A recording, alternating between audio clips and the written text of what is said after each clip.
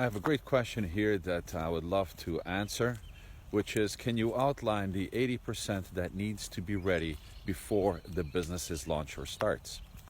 This is a great question because I often say in my videos, if you've been following me for a while, that the majority of the business should actually be ready and prepared way before the business is launched. And that is going to help you to navigate things a lot better instead of going right from the launch time where you're going to be doing trial and error right from the start. This is not the best approach. So the 80% includes the following. First, make sure that you're doing the branding and differentiation up front. This is going to help you have a professional image that is going to resonate with your potential clients. That should be done way before you actually launch.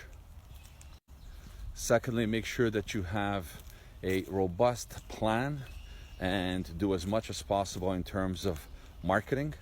And that includes offline methods as well as online marketing channels and strategies. Many people open businesses without a good marketing strategy, and so the business struggles a lot more than it should. That's because a lot of people actually focus on and fall in love with the product or service that they're bringing to market versus working to make sure that they have an easy connection to their potential customer. The next one is to make sure that you have a good group of people around you who are going to support the business. Even if you're a solo entrepreneur and a solo business owner, you're going to need an accountant. You're going to need a business expert to help you navigate all of the things that you're likely going to encounter. You should have those two positions with you, as well as your suppliers. You should have agreements with your potential suppliers.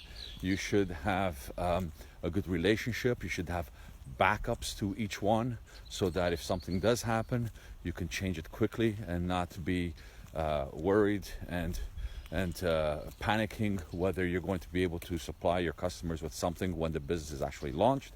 So all of this should be done ahead of the business launch. The next one that I encourage people to do, certainly my clients, is that they should have about 3 times the amount of money or capital that they think is going to be needed for the business to succeed. So if you think